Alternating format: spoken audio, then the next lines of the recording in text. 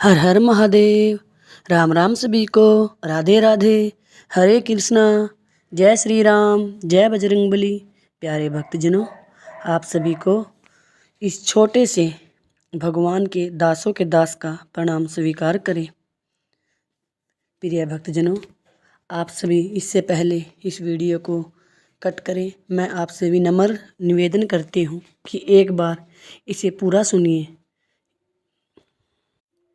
प्यारे भक्तजनों, आप सभी इस चैनल पर पूज्य श्री गुरुदेव प्रेमानंद महाराज जी की वीडियो सुनते थे, लेकिन किसी कारणवश अब मैं वो वीडियो नहीं डाल सकती। लेकिन मैं इस चैनल पर भगवान के किसी भी रूप से जुड़े हुए जो भक्तों का साथ देते हैं, उनके अनुभव शेयर करूंगी आपको, जिससे कि आज के आने वाली युवा पीढ़ी भी भक्ति के मार्ग पर चल सके। मैं आपसे हाथ जोड़कर विनम्र अनुरोध करती हूँ, प्रार्थना करती हूँ कि इस चैनल पर जो भी मेरे सब्सक्राइबर्स हैं, जो गुरुदेव पूज्य प्रेमानंद जी महाराज का अनुसरण करते हैं, वो अपना भगवान के चाहे किसी भी रूप को मानते हों, अपने अनुभव अवश्य शेयर करें। मैं गुरुदेव प्रेमानंद जी महाराज में अपने भगवान शिव की छवि देखती हूँ। जिस दिन से उनके दर्शन किए हैं, तब से मेरी भक्ति बहुत ज़्यादा बढ़ी है। वैसे तो पूज्य गुरुदेव श्री प्रेमानंद जी महाराज कहते हैं कि अपने अनुभव गुप्त रखने चाहिए, लेकिन मैं आप सभी से प्रार्थना करती हूँ कि आप अपनी पहचान बताए बिना व्हाट्सएप पर, जीमेल पर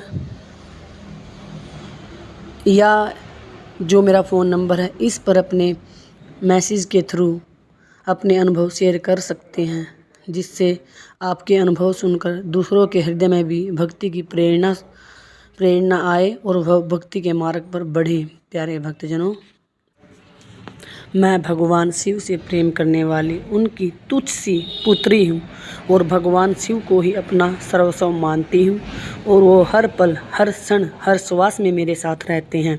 प्यारे भक्तजनों, तब से उनकी शरण में गई हूँ, तब से लेकर आज तक सारे एक एक अनुभव तो मैं आपको बता नहीं सकती, लेकिन जब मैं अपने अनुभव बताना शुरू करती हूँ तो न जाने कितने वीडियो बन जाएंगे। प्यारे भक्तजनों, मैं आज आपको अपना अनुभव शेयर कर रही हूँ कि कैसे मैं भगवान शिव की शरण में गई और कैसे उन्होंने मुझे अपनी पुत्री के रूप में स्वीकार किया, और हर क्षण, हर श्वास में वो मेरे साथ रहते हैं। सब कुछ चिंता उन्हीं को रहती है। मैं तो भगवान शिव के चरणों में सिर्फ एक ही प्रार्थना कर सकती हूँ कि क्या गिला करे, क्या शिकवा करे उनसे, हमारा तो सिर ही नहीं उठता उनके एहसानों के बोझ के तले।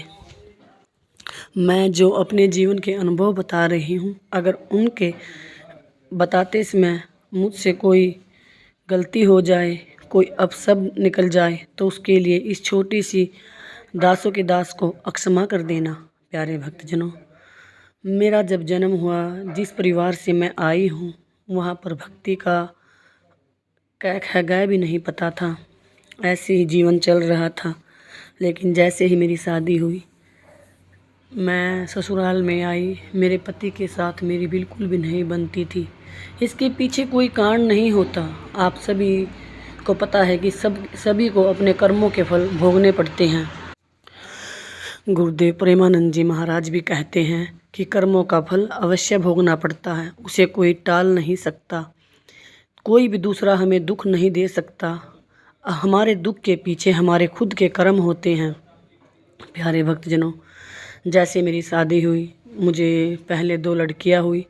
जब मेरी दूसरी लड़की मेरे गर्भ में थी, तब मुझे भगवान शिव के प्रति थोड़ा सा व्रत करने के प्रति ध्यान गया, तो मैंने भगवान शिव के 16 व्रत किए, तब भी सिर्फ अपनी सुख शांति के लिए किए, और आज भी उनसे यही मांगते रहते हैं, क्योंकि अभी तक निष्कपट और निस्वार्थ भक्ति में कदम नहीं रखा है। हम तो इस संसार में रहने वाले तुच्छ जीव हैं, जो हमेशा अपना ही सुख ढूंढते रहते हैं।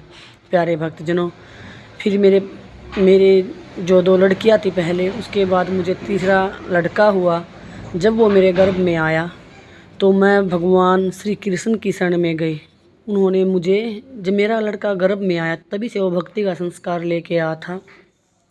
तब से मैं भगवान श्री कृष्ण की भक्ति करने लगी। सुबह शाम उनकी जोत जगाने लगी और सूर्य देव को जल देने लगी। जब मेरा पुत्र हुआ तो उसके थोड़े दिनों के बाद वह बहुत बीमार रहने लगा।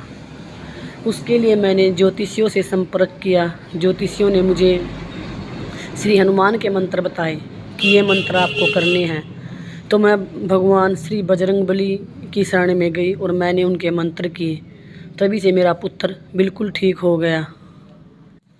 जब मैं बजरंगबली की भक्ति करनी स्टार्ट की, हनुमान चालीसा पढ़ने लगी, संकट मोचन, बजरंग बाण, ये सारे पाठ करने लगी अपने घर में, तभी भगवान बजरंगबली ने सोचा होगा कि वो तो बाल ब्रह्मचारी हैं और हम गृहस्थ में हैं, तो शायद हम उनके नियमों का निर्वाह नहीं कर पाएँ।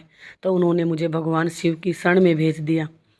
भगवान शिव की शरण में कैसे गई ये मुझे अच्छी तरह याद नहीं, लेकिन सिर्फ एक वाक्य मुझे याद है कि एक दिन रात को मेरा अपने पति के साथ झगड़ा हुआ, तो मैं भगवान शिव की प्रतिमा को गोद में लेकर रोने लगी कि न जाने मैंने कौन से ऐसे कर्म किए हैं जो मुझे ऐसे दुख भोगने पड़ते हैं।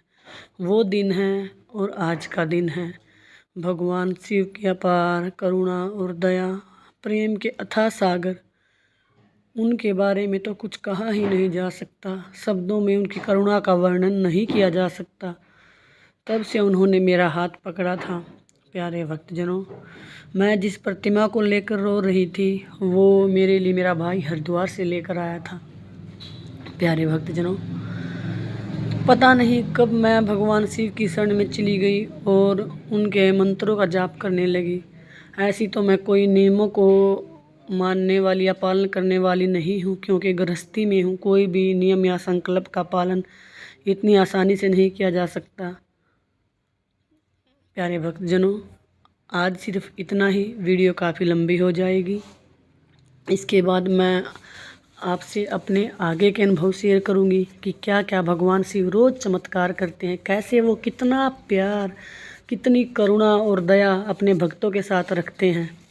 प्यारे भक्तजनों, आप सभी से मैं विनम्र निवेदन करती हूँ कि आप जो भी भक्तजन हैं और भक्ति की राह पर चल रहे हैं, कृपा करके दूसरों को भी भक्ति के पथ पर चलाने के लिए अपने अनुभव ज़रूर शेयर करें। स्क्रीन पर आपको व्हाट्सअप नंबर मिल जाएगा।